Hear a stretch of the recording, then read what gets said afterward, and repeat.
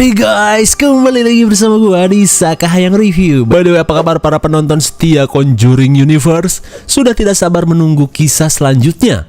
Oke, setelah kemarin kita membahas Nun 1 di tahun 1952, Annabelle Creation tahun 1955, dan Nun 2 tahun 1956, kali ini Sakahayang akan melanjutkan teror Annabelle yang terjadi pada tahun 1967, atau setahun setelah Falak dimandiin Amer. Di mana film ini berjudul Annabelle 2014, bercerita tentang teror iblis Onom setelah merasuki Jenny dan dijadikan anak angkat oleh keluarga Peter Higgins di film sebelumnya. Kira-kira seperti apa teror dari iblis Onom ketika Annabelle sudah dewasa? Oke lah, daripada kelamaan mending kita langsung saja ke pembahasannya. Dan jika kalian suka dengan channel ini seperti biasa, silahkan subrek aja biar gak ketinggalan video menarik lainnya dari Sakahayang. Sequel ini diawali dengan diperlihatkannya sepasang suami istri bernama Mia dan John yang sedang khusyuk mendengarkan ceramah kerohanian dari Pastor Perez. Dan bisa kita lihat Mia yang sedang hamil besar sebentar lagi akan menjadi mamah muda. Sepulang dari gereja, John dan Mia berterima kasih pada tetangganya yang bernama Pete dan Sharon Higgins yang telah repot-repot memberikan tebengan. Di tengah basa-basi, pasangan semi-expired ini meminta Mia untuk selalu menjaga kehamilannya sampai si jabang bayi lahir. Kemudian setelah Pete dan Sharon pergi, Mia mengungkapkan jika ia merasa tidak enak membicarakan kehamilannya di depan mereka. Karena menurut gosip-gosip tetangga, 2 tahun lalu putrinya Pete yang bernama Annabelle telah kabur bersama pasangan kumpul bantengnya entah kemana. Di malam harinya saat Mia mengecek kamar calon bayinya, John yang akan memberi kejutan meminta Mia untuk menutup mata.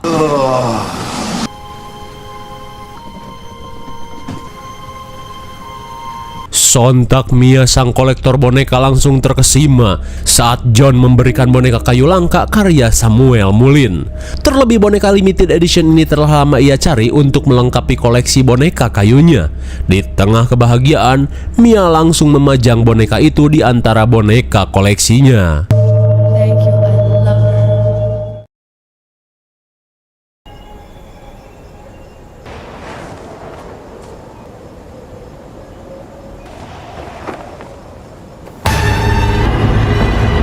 Yap, seperti yang kita lihat di ending Annabelle sebelumnya, Mia langsung terbangun saat melihat riakan tetangganya. Dan apa yang tetangganya alami merupakan aksi kopet yang Annabelle dan pacarnya lakukan pada orang tua angkatnya. Udah pada lupa? Itu dia adegannya. Sesaat kemudian, John yang akan pergi mengecek meminta Mia untuk menunggu.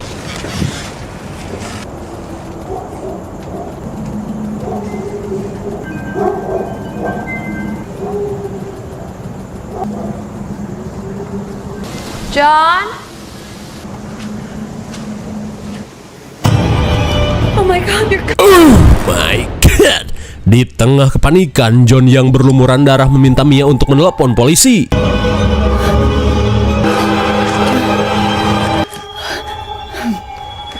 307 Gardner Road. Namun tanpa ia sadari, Annabelle atau Jenny kini sudah berada di dalam rumahnya.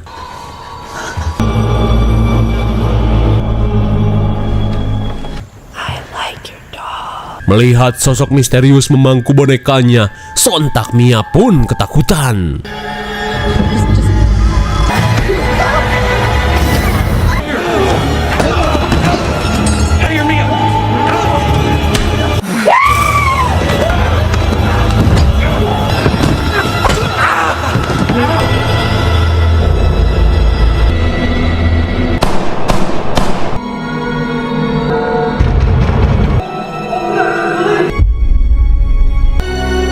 Selang beberapa saat, tim medis yang datang langsung mengevakuasi Mia yang mendapat luka tusuk di perutnya.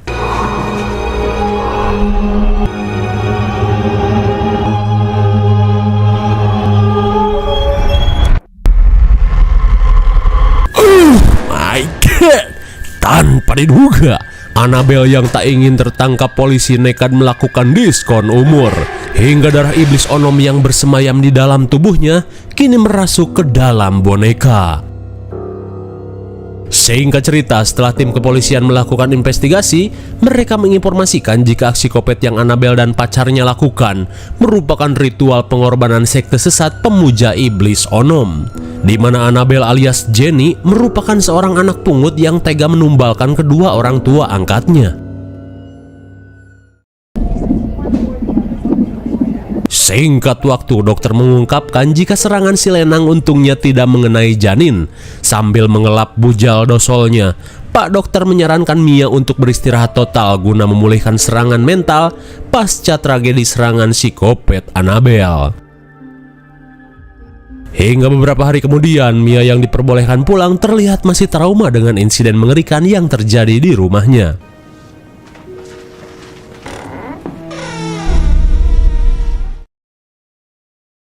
Sesaat kemudian, John memindahkan TV tabung 14 inch ke kamar agar Mia tidak beranjak dari kasur jika ingin nonton gosip.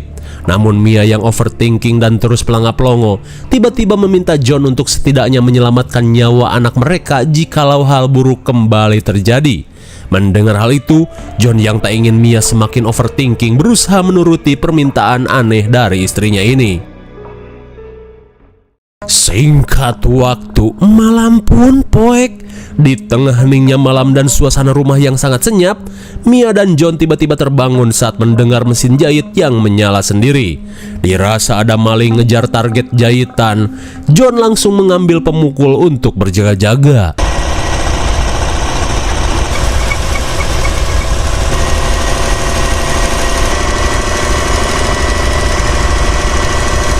Di tengah keanehan yang terjadi, John yang tak ingin ambil pusing langsung mematikan mesin dan kembali ke kamar.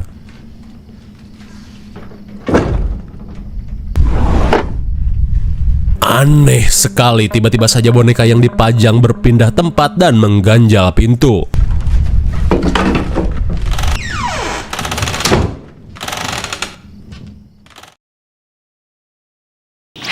Of course I am. It's been a lot of fun.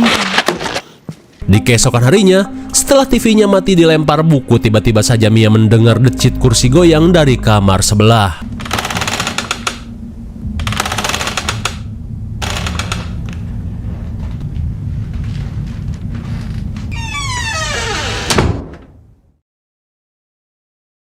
Singkat waktu, Mia terlihat sumringah saat suaminya membawa segambreng cemilan untuk teman rebahan.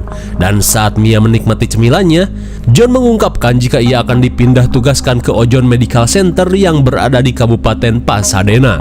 Mendengar hal itu, jelas saja Mia senang, terlebih ia tidak menyangka jika suaminya akan bertugas di anak cabang rumah sakit ternama. Di tengah kebahagiaan, John langsung mengajak Mia kembali ke kamar untuk beristirahat. I've already told him everything. The doll. Melihat boneka kayunya berubah posisi, Mia yang merasakan hal aneh meminta John untuk membuang boneka tersebut.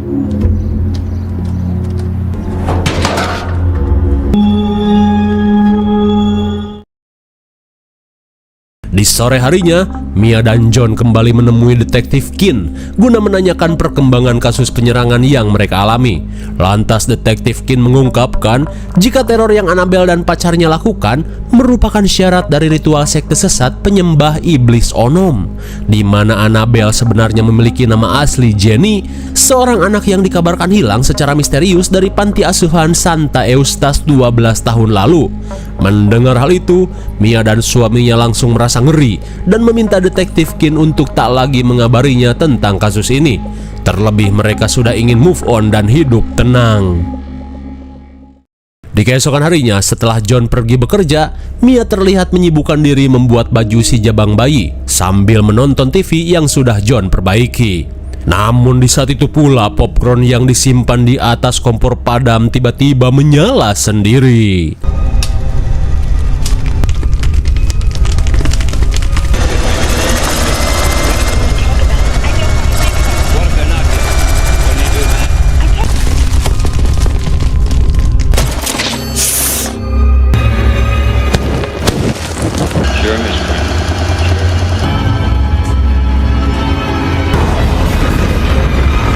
Sontak Mia pun syok parah saat melihat api membakar kitchen setnya.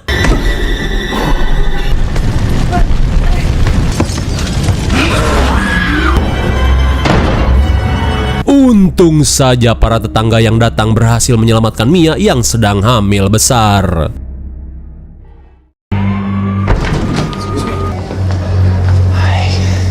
Setibanya di rumah sakit, John yang panik tiba-tiba mendapat kejutan. Rupanya akibat Mia jatuh tengkurap, ia harus melahirkan lebih awal. Terlihat John tak bisa menahan rasa bahagia saat melihat anak pertamanya.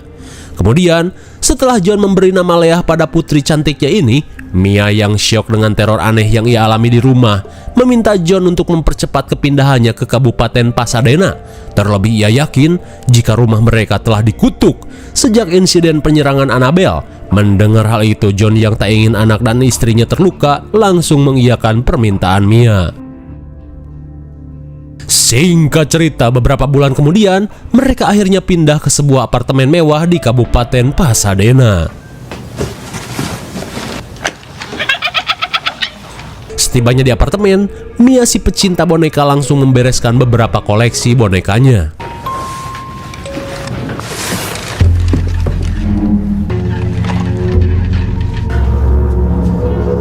Sontak John pun heran saat boneka yang telah ia buang kini malah dibawa istrinya ke apartemen baru.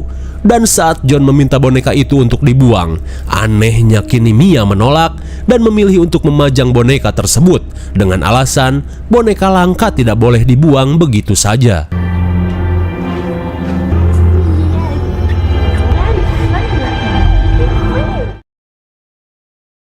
Menurut kalian, apakah Mia mulai terpengaruh genjutsu Annabelle? Di keesokan harinya, saat Mia dan Leah tertidur, keanehan mulai kembali terjadi.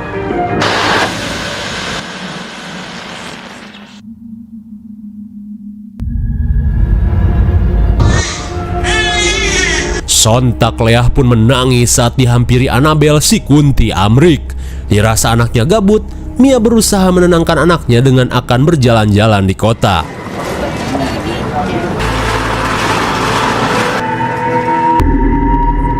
Di depan toko, tiba-tiba Mia dihampiri seorang emak-emak caludih bernama Evelyn yang baru selesai membeli buku, di mana Evelyn mengaku sebagai tetangga Mia di apartemen. Jelas saja, Mia pun heran dengan sosok emak-emak yang sok kenal pada dirinya. Sambil memberikan sebuah buku, Evelyn berkata untuk tidak usah sungkan jika Mia memerlukan bantuannya. Sekembalinya ke apartemen, Mia pun heran saat menemukan gambar krayon tentang dirinya bersama Leah tergeletak di anak tangga. See? That's us. Look at this.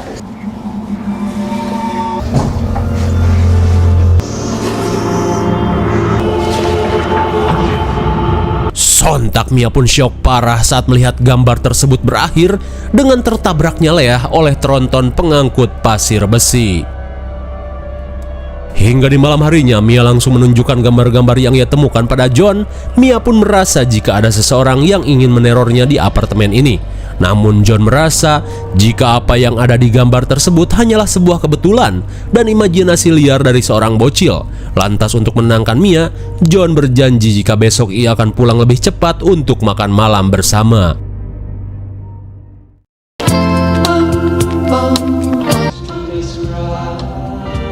Di keesokan harinya, Mia yang telah menyiapkan makan malam spesial lengkap dengan minuman cap orang utan terlihat bete saat John tak kunjung pulang.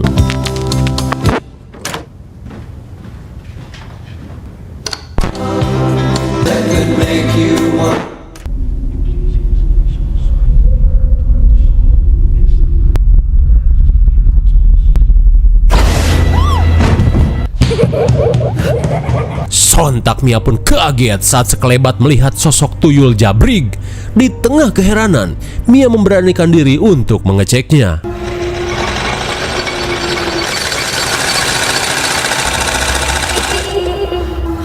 Who are you?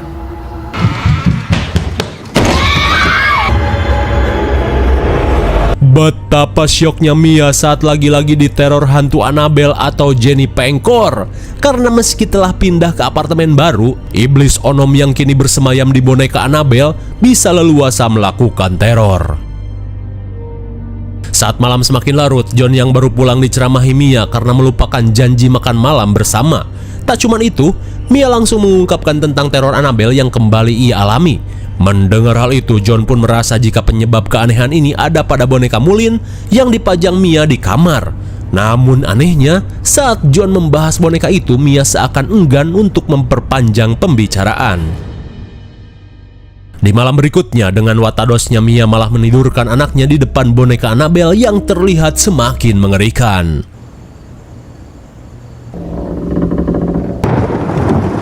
Lantas sambil membawa senter, Mia pun berencana menyimpan dus bekas ke gudang penyimpanan apartemen.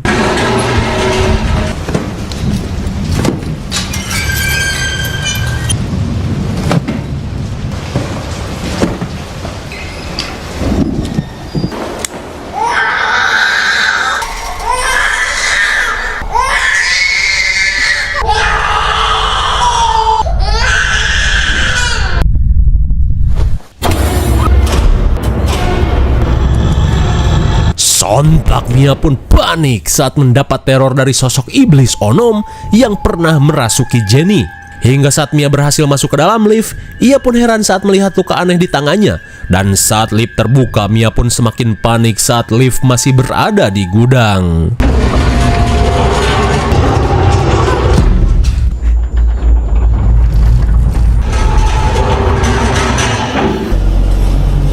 Setelah beberapa kali upayanya gagal, Mia yang ketakutan langsung kabur menggunakan tangga.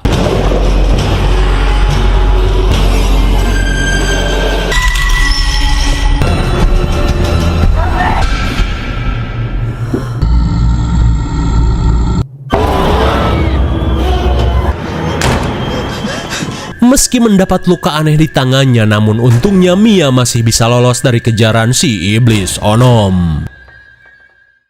Namun di keesokan harinya, Mia pun heran saat luka aneh di tangannya tiba-tiba menghilang. Singkat cerita, Mia yang berusaha mencari petunjuk mau tak mau kembali mengundang detektif Kin untuk menanyakan asal-usul Annabelle sang penganut sekte. Lantas sambil menunjukkan data dan foto Annabelle, Kin berkata jika aksi yang Annabelle dan si Lenang lakukan merupakan sebuah ritual pengorbanan untuk membangkitkan sosok iblis domba badut yang mereka jadikan junjungan. Oh my god, apakah yang dimaksud adalah domba badut yang ada di film The Nun 2? God knows what, and it made him. Lantas Mia pun kaget saat melihat simbol aneh di dekat jasad Annabelle sebelum mendiskon umur. Dirasa foto ini berguna, Mia pun meminta izin pada detektif Kin untuk menyimpannya. Di siang harinya, Mia terlihat mendatangi toko buku untuk mencari petunjuk tentang simbol tersebut. Hingga di tengah kebingungan, Evelyn yang datang bak Mama Loren langsung menanyakan masalah yang sedang Mia hadapi. Meskipun ragu, Mia yang kebingungan akhirnya mengungkapkan tentang gangguan astral yang ia alami. Mendengar hal itu, Evelyn pun langsung membawa beberapa buku referensi tentang iblis dan mengajak Mia untuk berdiskusi. Singkat cerita, setelah Evelyn mendengar curhatan Mia, ia pun yakin jika sosok yang meneror Mia bukanlah hantu, melainkan sosok iblis.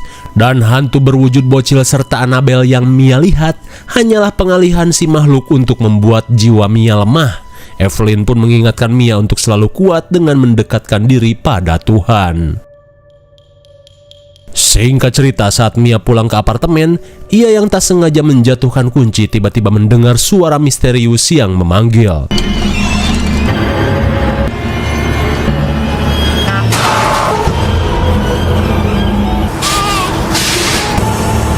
Untung saja Mia berhasil menyelamatkan putrinya dari hantaman truk pengangkut sampah. Rupanya gambar krayon yang Mia temukan merupakan sebuah pertanda. Sesampainya di apartemen, Mia kembali melanjutkan pencarian tentang simbol aneh di dalam buku pemanggilan iblis yang Evelyn berikan. The blood of kin. My God. Kalau dugaan gua benar, iblis Onom yang bersemayam di tubuh Annabelle atau Jenny adalah pemuja iblis domba badut yang ada di film The Nun 2.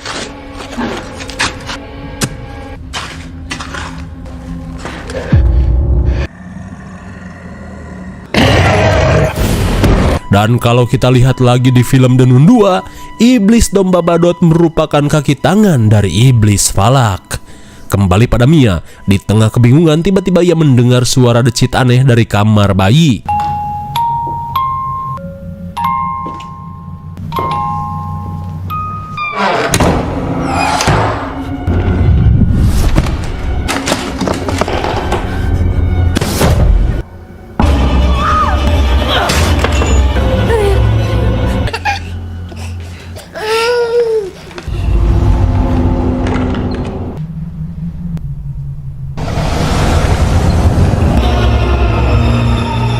Betapa syoknya Mia saat melihat sosok iblis Ono mengendalikan boneka Annabelle.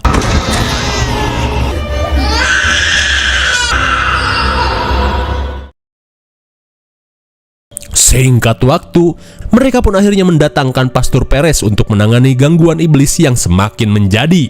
Lantas si pastor meminta Mia untuk mengambilkan boneka terkutuk itu.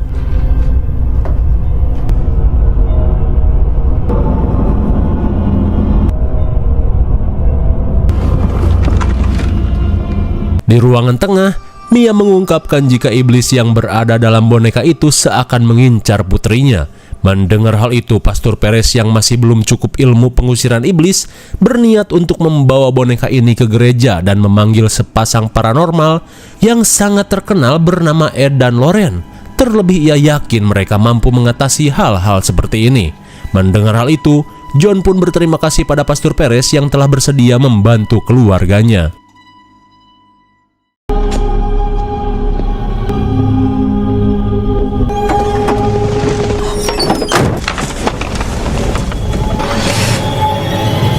Di tengah perjalanan menuju gereja, Pastor Perez mulai mendapat teror dari iblis Onom.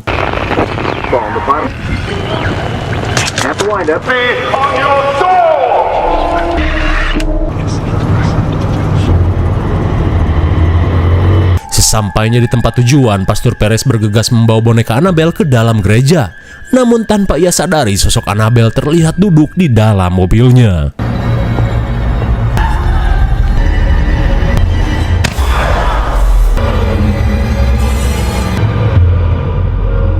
Malang sekali, Pastor Perez pun terpental bak di jurus Pain Akatsuki sebelum memasuki gereja.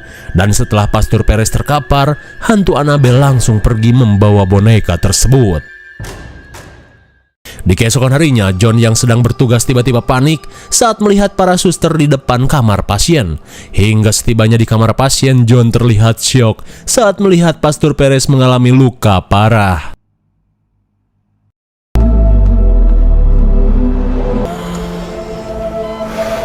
Singkat cerita, saat Pastor Perez siuman, ia pun memberitahu John jika si iblis sebenarnya bukan mengincar jiwa Leah, melainkan jiwanya si Mia.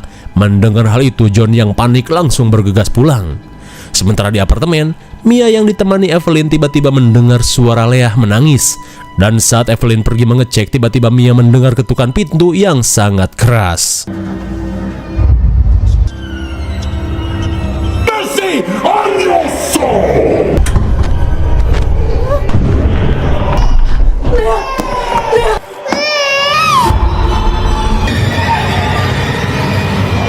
Betapa syoknya Mia saat Leah tiba-tiba menghilang. Di tengah keanehan yang semakin menjadi, Evelyn mengajak Mia untuk meminta bantuan ke gereja.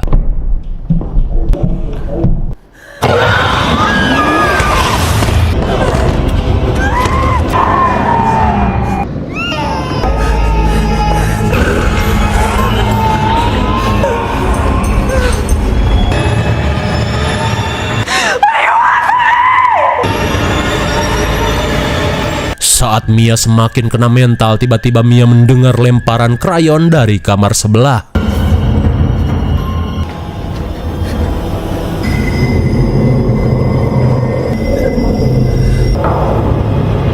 Aneh sekali, tiba-tiba saja boneka Annabelle sudah rebahan di ranjang bayinya. Di tengah rasa frustasi, Mia langsung melampiaskan kekesalannya.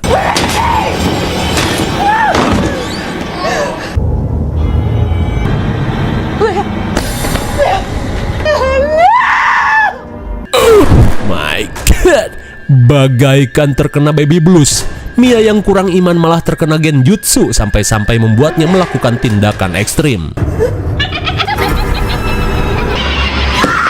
Meskipun ngeri, tapi untungnya semua itu hanyalah halusinasi.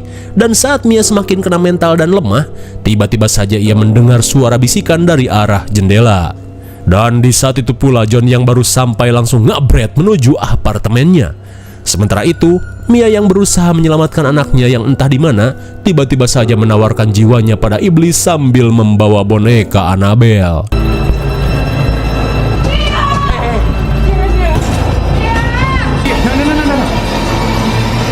Di saat itu pula John dan Evelyn berusaha membujuk Mia untuk tidak melakukan tindakan gegabah. Namun Mia yang sudah gelap mata merasa pengorbanan jiwanya bisa menyelamatkan Leah. Ia pun berpesan pada John untuk menjaga Leah setelah kepergiannya. When she's older, you tell her. Namun di saat itu pula Evelyn tiba-tiba melakukan hal yang ekstrim untuk menggantikan Mia.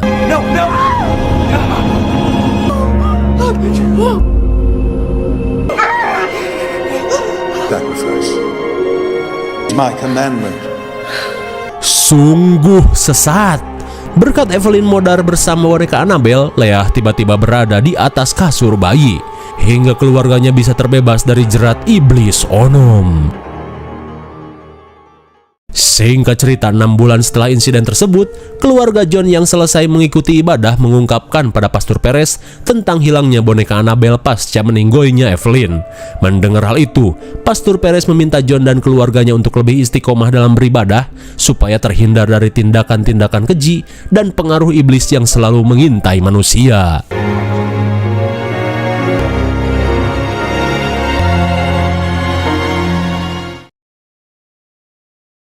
I'm just trying to find something for my daughter. Kemudian scene beralih ke sebuah toko antik dan entah dari mana asalnya, tiba-tiba boneka Annabelle sudah terpajang di toko tersebut.